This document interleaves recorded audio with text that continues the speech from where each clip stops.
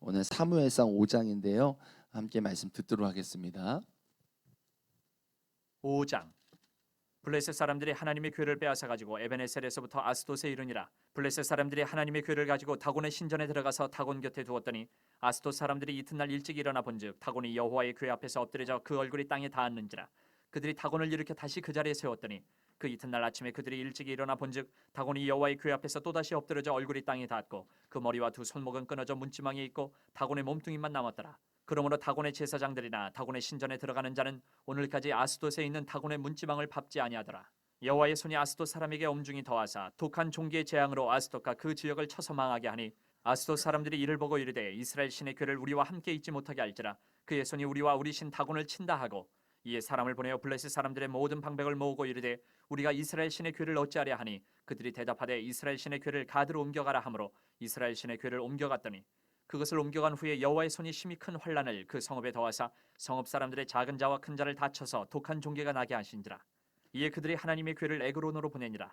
하나님의 궤가 에그론에 이른즉 에그론 사람이 부르짖어 이르되 그들이 이스라엘 신의 궤를 우리에게로 가져다가 우리와 우리 백성을 죽이려 한다 하고 이에 사람을 보내어 블레셋 모든 방백을 모으고 이르되 이스라엘 신의 궤를 보내어 그 있던 곳으로 돌아가게 하고 우리와 우리 백성이 죽임 당함을 면하게 하자 하니 이는 온 성읍이 사망의 환란을 당함이라. 거기서 하나님의 손이 엄중하심으로 죽지 아니한 사람들은 독한 종기로 치심을 당해 성읍의 부르짖음이 하늘에 사무쳤더라.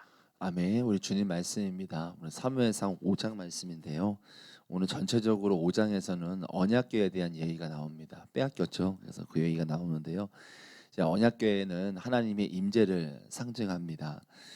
그래서 블레셋과의 전쟁에서 승리를 거두려고 이 언약궤를 대동을 했죠. 한번 지고선 다시 이기려고 했는데 도리어 참패를 당하면서 이 언약궤를 블레셋에게 빼앗기고 맙니다. 그것이 오늘 본문에 나오는 내용인데요. 이렇게 된 것은 하나님의 임재의 상징이라고 말씀드린 이 언약궤, 즉 하나님이 힘이 없어서 빼앗긴 것이 아닙니다. 하나님과의 바른 관계, 그것을 맺지 않으면서 맹목적으로 이 언약궤만 있으면 이길 거라는 그런 잘못된 생각을 가지고 있었던 거죠. 그러니까 하나님을 의지하기보다 이 상징물을 의지한 것입니다. 그래서 어찌 보면 이런 모습을 하나님이 심판하셨다라고 보는 것이 맞다라고 할 수 있겠습니다. 그런데 문제는 뭐냐면 일단 빼앗겼으니 그들 입장에서 보면은 이 블레셋 입장에서 보면 자신들이 하나님보다 강하다라고 스스로 여길 수 있었다라는 문제입니다. 그러면 이제 자연스레 하나님의 이름이 이 이방 족속에 의해서 멸시를 당하거나 모욕을 당할 수 있지 않겠습니까? 그렇기 때문에 하나님은 오늘 블레셋에게 두 가지 재앙을 내리세요. 그것이 오늘 본문의 주된 내용이라 할 수 있는데요. 12절까지 말씀이 있잖아요. 이제 5절까지 말씀이 이 그들의 대표적인 우상 아스돗, 이 우상이 이 다곤 신상을 넘어뜨리는 첫 번째 어떻게 보면 파괴하시는, 이것이 1절 5절까지 나오는 하나님의 징계고 재앙입니다. 그리고 6절부터 마지막 12절까지 내용이 이제 언약궤를 그래서 옮겨요. 계속 지방마다 자기들 지방마다 옮기는데 옮길 때마다 독종이 일어나서 그들에게 재앙이 내리게 되는 것이 하나님이 내리신 재앙입니다. 그래서 결국은 이제 블레셋이 어떻게 합니까? 이러한 이 하나님의 재앙으로 인해서 이제 이 방백들이 모여 다섯 도시의 방백들이 모여서 이제 이 언약궤를 돌려보내자 이렇게 결의하는 내용이 오늘 본문에 나오는 내용이라고 할 수 있겠습니다. 오늘 우리가 두 가지 말씀 붙잡고 좀 기도하고 싶은데요. 3절과 4절을 먼저 보시면요. 다곤 신상이 궤 앞에서 엎드려질 뿐만 아니라 이제 머리와 두 손목이 끊어진 것을 보게 되거든요. 그런데 주목해야 될 것이 이것입니다. 뭐냐면 이런 일들이요 밤에 일어났다라는 겁니다. 밤에요. 지난 밤 그들이 잠든 사이에 이런 일들이 이루어졌다라는 겁니다. 그래서 그들은 자신들의 신상이 그렇게 된 것, 손목 끊어지고 뭐 머리가 이런 상황이 아침에나 알 수 있었던 겁니다. 여러분, 왜 하필 하나님께서는 그들의 신상 다곤 신상을 한밤중에 그렇게 하셨을까요? 여러분, 여기서 말하는 이 밤은요 일반적인 밤을 의미하기보다는 영적인 밤을 의미한다라고 봐야 합니다. 즉 영적인 밤이 이제 깊어질 때에 세상은 하나님 앞에 심판대에 선다라는 의미가 이 안에 숨겨져 있는 겁니다. 단순히 밤에 넘어졌기보다도요, 이 세상의 이 어두컴컴한 밤 같은, 영적으로 밤 같은 이 세상이 깊어질수록 하나님과 멀어지고 하나님을 대적할수록 하나님의 심판이 가까워진다는 겁니다. 그러니까 영적으로 심히 타락을 하고 하나님을 잊고 살 때에 그게 바로 영적인 밤의 상태라는 겁니다. 그 당시에 많은 사람들, 이방 민족들은 하나님을 멀리하고 온갖 죄가 극에 달한 상태였습니다. 우리가 창세기를 보시면 노아 시대 때 살던 사람도 어땠습니까? 그들이 영적인 밤을 보내고 있었어요. 그래서 홍수 났을 때 그렇게 노아가 경고했어도 결국 홍수에 휩쓸려 가지 않았습니까? 홍수 심판 받았습니다. 소돔 사람들도 마찬가지였습니다. 그러니까 이제 우리가 살고 있는 이 세상을 한번 보시면 이 세상이 우리가 아무리 발전되고 경제적으로 부유해졌죠. 육적인 삶은 어느 때보다 풍요로워지고 더 풍족합니다. 우리가 이 시대가 어느 시대보다도 잘 산다는 것은 우리 나이 드신 분들 더 잘 압니다. 옛날에 내가 살던 시대보다도 훨씬 지금 시대가 잘 살고 먹고 살기 좋고 더 맛있는 것을 먹고, 제가 뉴스를 보니까요, 지금 살고 있는 사람들이 먹고 있는 음식이 옛날에 왕이 먹던 음식과 똑같다고 할 정도로 그만큼 풍요롭게 산다라는 겁니다. 여러분, 지금 시대에 굶어 죽는 사람이 있습니까? 없지 않습니까? 그만큼 풍요롭습니다. 그러나 이런 풍요로움과 반대로 보면, 이면에 보면 죄악의 밤은, 이 세상은 점점 깊어져만 간다라는 것을 발견하게 되죠. 세상은 아무리 휘황찬란하고 눈부신 발전을 하고 있지만 세상 살아가는 것은 어느 때보다 좋아지고 있는 것은 맞지요. 그렇지만 얼마나 수많은 죄악들이 일어나고 발생되는 시대입니까? 우리가 살고 있는 시대는요. 정말 세상을 보면 더욱 깊어져만 가는 죄악의 밤을 경험하고 있는 것이 저와 여러분이 살고 있는 이 시대입니다.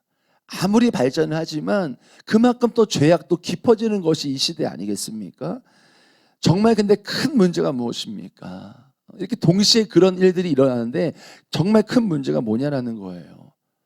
세상 사람들은 이러한 자신들이 풍요롭고 잘 살지만 그 이면에 내가 영적인 밤에 있다라는 것, 죄악으로 깊어지고 있다라는 것, 그걸 못 깨닫고 있다라는 거예요.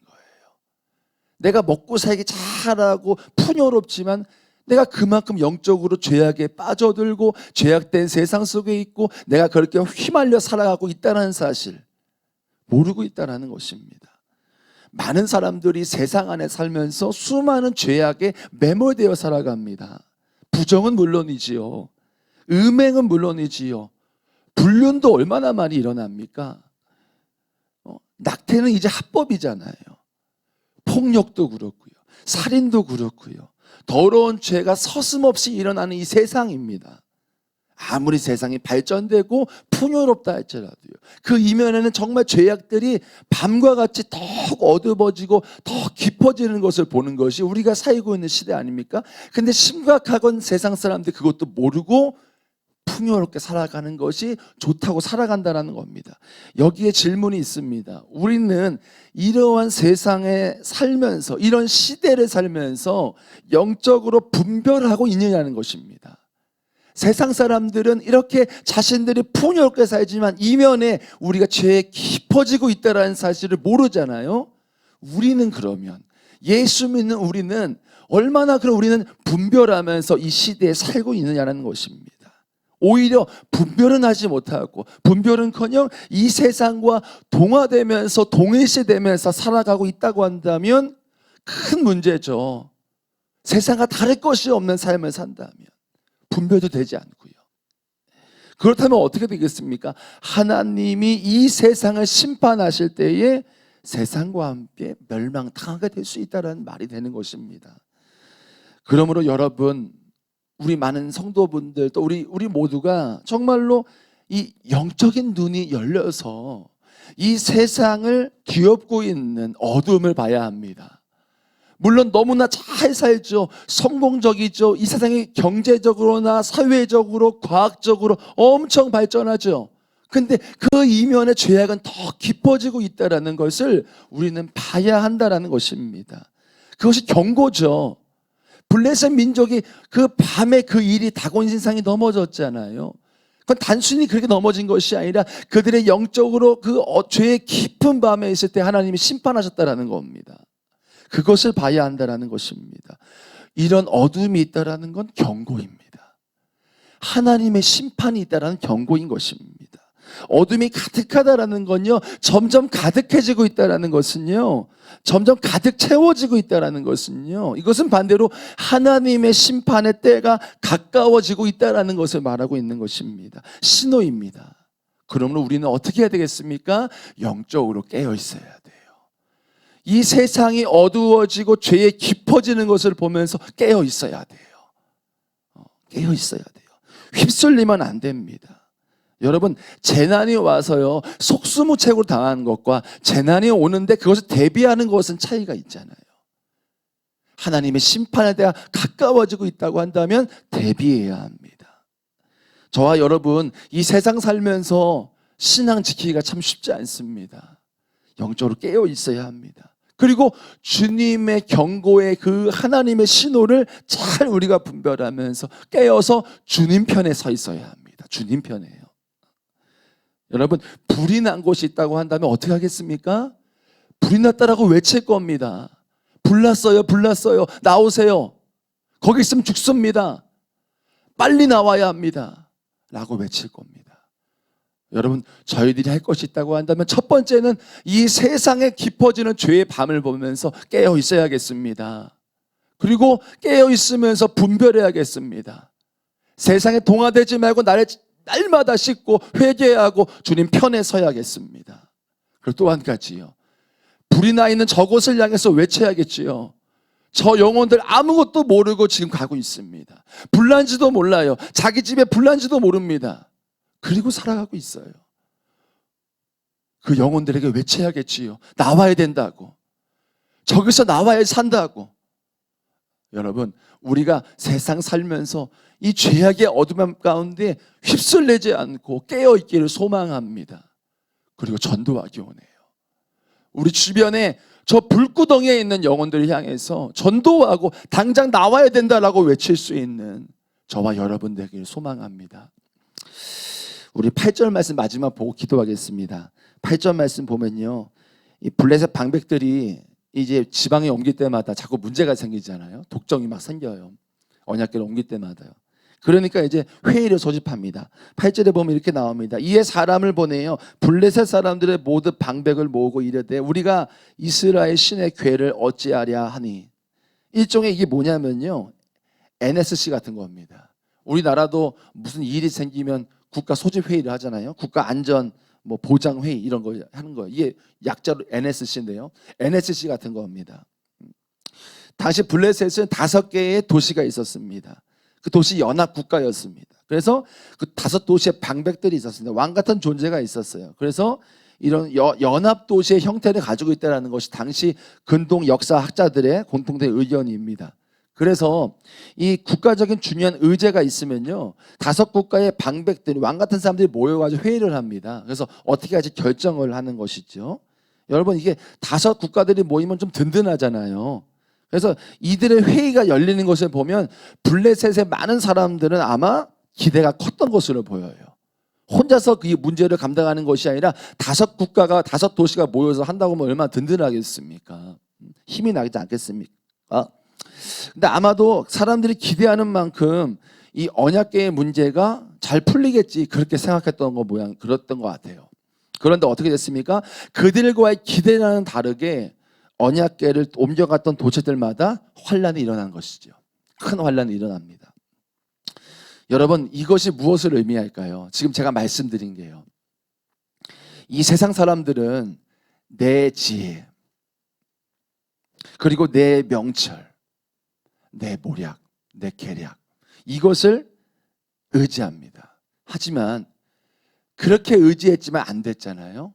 이게 뭘 의미할까요? 사람들의 지혜와 모략과 그들의 경험은 하나님 앞에서 당해낼 수가 없다는 겁니다. 사람들의 지혜는요. 아마도 블레셋은 당시 자신들의 이스라엘 백성과의 전쟁의 승리가 또 언약까지 빼앗은 것을 보면서 아마 엄청 우쭐거렸을 것입니다.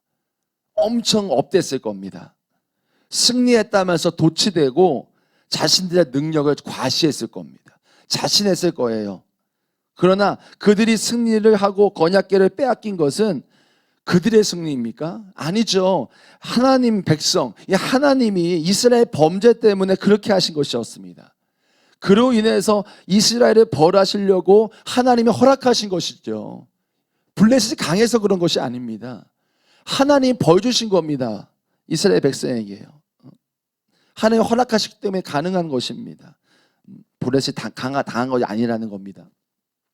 그들은 자신들의 지혜와 군사력으로 이겼다고 착각을 하는 것이죠. 그리고 또 자신들의 힘과 지혜로 하나님의 벌하심이 계속 있는데 자신들의 지혜로 그것을 벗어나 보려고 한 것입니다. 그런데 벗어나졌습니까? 아니죠. 벗어나지지 않았어요. 오히려 더 큰 공경이 계속 왔어요. 갈 때마다요. 여러분, 이러한 모습이 우리에게 주는 교훈이 무엇이겠습니까? 하나님 앞에서 겸손해야 된다는 거예요. 하나님 앞에서요. 한없이 겸손해야 되는 것이 인간입니다. 우리도 마찬가지입니다. 우리가 조금 지혜 있다 해서, 경험 있다 해서, 나름 논리적이고 생각도 빠르고 머리 잘 돌아간다고 해서 우쭐거리고 교만해서는 안 된다는 거예요. 그런 사람들도 압니다. 하나님도 알아요. 오히려 그 사람의 그 오만함 때문에 더 어려움을 겪을 수가 있다는 것입니다. 여러분, 마지막 8절 말씀이 우리에게 주는 교훈이 이것입니다. 하나님 앞에 한없이 겸손해야 합니다. 우리의 지혜를 의지해서는 안 돼요. 우리의 지혜를 의지할 때 똑같은 결과가 나올 수 있습니다. 하나님 앞에 한없이 겸손하고 하나님의 인정하고 하나님 앞에 엎드리고 그렇게 나아갈 수 있는 저와 여러분 되기를 축복합니다. 우리 시간 기도하겠습니다. 두 가지 말씀 붙들고 기도하시겠는데요. 3절 말씀에 아스돗 사람들이 이튿날 일찍 일어나 본즉 다곤이 여호와의 귀 앞에 엎드려서 그의 얼굴을 땅에 닿은지라. 여러분, 이 어둠이 가득하다라는 것은요, 하나님의 심판할 때가 가까워졌다라는 것을 말하고 있는 것입니다. 여러분, 우리가 살고 있는 시대에 발전도 많이 되고 경제적으로도 풍요롭고 굶어 죽는 사람도 없고 발전은 계속됩니다. 근데 그 이면에는 죄악이 갈수록 깊어지는 것을 우리는 봅니다. 사랑하는 성도 여러분, 우리가 그 세상 속에 살고 있잖아요. 깨어 있어야 합니다. 깨어 있어야 돼요. 그것에 휩쓸리지 말아야 합니다. 오히려 그것은 잘 되고 있는 게 아니죠. 하나님의 심판대 아래 있는 것입니다. 여러분, 우리가 기도하실 때요, 하나님, 내가 이 세상 속에 살면서 어둠이 가득하고 더 깊어지는 것을 보면서 깨어있게 하여 주옵소서. 깨어서 분별케 하여 주십시오. 세상에 서 있지 않게 하시고 세상에 서 있지만 하나님 편에 서 있게 하여 주옵소서. 그리고 한 번 더 기도하실 때요, 저 세상에 아무것도 모르고 불구덩이 가운데 살아가 있는 많은 영혼들이 있습니다. 그들에게 외쳐야 합니다. 그곳에서 나와야 한다고요. 나와야지 산다고요. 나와야지 멸망당하지 않는다고요. 여러분, 기도하실 때요, 우리 주변에 구원받지 못한 영혼들, 저 불구덩이 안에 들어가 있는 영혼들을 위해서 전도할 수 있도록 인도하여 주옵소서. 외치게 하여 주십시오. 우리 이 시간 기도하며 나아가시겠습니다. 하나님 아버지, 감사합니다. 우리가 세상에 살지만 이 세상 안에 서 있고 이 세상 안에 살아가지만 우리가 세상에 휩쓸려 살아가지 않기 원합니다. 세상에 살지만 세상에 서 있는 삶이 아니라 아버지의 편에 서 있는 삶 되기 원합니다. 세상에 살지만 내가 세상에 밟고 살지만 세상에 동화되고 동일시에 살아가는 것이 아니라 아버지 편에 서 있기 원합니다. 주님, 내가 아버지 편에서 이 세상을 분별하고 깨어있기를 원합니다. 주님 아버지, 우리에게 영안을 열어주십시오. 우리의 마음이 깨어지게 하여 주십시오. 육으로 반응하지 않게 하시고 영으로 반응하게 하여 주십시오. 그로 말미암아 깨어있을지어다. 우리의 영혼 깨어일어나 일어날지어다. 세상에서 주님 바라보면서 주님의 편에 서 있게 하여 주옵소서. 세상에 많은 사람들이 모르고 살아갑니다. 잘 먹고 잘 사는 것처럼 보이지만 결국은 멸망의 길로 가고 있습니다. 주님 아버지, 저 불구덩이 안에 살아가는 영혼들, 불구덩이 속에서 결국은 멸망길로 가는 저 영혼을 향해 외치기 원합니다. 나와야 한다, 저 불구덩이에서 나와야 한다라고 외치기를 원합니다. 우리 주변에 불구덩이에서 멸망길로 가고 있는 저 영혼을 향해서 전도하고 복음을 전하게 하여 주옵소서. 나와야 한다라고 외치게 하여 주십시오. 저곳에서 나와야 한다라고 외치는 우리의 영혼이 되게 하여 주십시오. 주여 건져주시기 원합니다. 우리를 세상에서 건져주시고 세상에서 주님의 편에 서게 하시고 세상에서 하나님 아버지 영혼들을 향해서 건지는 그 어부와 같은, 영혼을 건지는 어부와 같은 그런 우리의 삶을 감당케 하여 주십시오. 저 하나님 어둠 가운데 가는 영혼들, 깊은 어둠 가운데 계속해서 결국은 멸망길로 가는 영혼들을 향해서 전도하고 외치게 하여 주십시오. 아버지, 우리에게 은혜를 더하시고 영이 깨어나게 하십시오. 영이 깨어서 주님 바라보게 하십시오. 육으로 살지 않게 해 주십시오. 여러분, 우리 마지막으로 기도하겠습니다. 8절 말씀 붙들고요, 기도하시고 계속해서 기도하시면 좋겠습니다. 우리 이 시간 기도하실 때요, 8절입니다. 이에 사람을 보내어 블레셋 사람들의 모든 방백을 모으고 이르되 우리가 이스라엘 신궤를 어찌하려 하니. 여러분, 하나님 앞에 블레셋이 아무리 지혜를 모으고요, 5도시가 모여서 완벽하다 할 수 있을 정도로 지혜를 모으고 모략을 세우고, 그러나 결국은 다 무너지고 더 큰 곤경을 당했습니다. 여러분, 우리가 무슨 교훈이겠습니까? 하나님 앞에 인간의 지혜는 허무하다는 것입니다. 하나님 앞에 그러면 겸손해야 된다는 것입니다. 나의 명철, 나의 지혜, 내 머리, 내 경험, 이것이 아니라 하나님 앞에 납작 엎드려서 하나님의 지혜를 인정하고 겸손히 주님을 따라가는 것이 이 구절이 우리에게 주는 교훈이다 싶습니다. 우리 마지막으로 기도하실 때요, 주님, 한없이 내가 주님 앞에 겸손하고 또 겸손하게 하여 주십시오. 주님 아버지, 내가 하나님 앞에 지혜롭다 하고 사람들 앞에 지혜 있다 하고 명철 있다 하지 않게 하소서. 안다고 내가 우쭐거리고 교만치 않게 하여 주옵소서. 주님 앞에 겸손히 하나님을 인정하게 하시고 주님의 그 지혜, 완벽하신 지혜를 의지하여 살아가는 내 삶이 되게 하여 주옵소서. 우리 마지막으로 기도하실 때에 주님, 내가 겸손하겠습니다. 교만치 않겠습니다. 나의 지혜와 명철을 의지하지 않겠습니다. 하나님을 인정합니다. 하나님 따라가게 하시고 주님으로부터 하늘로의 지혜를 받게 하여 주십시오. 우리 마지막으로 주여 한 몸으로 계속 기도합니다. 주여.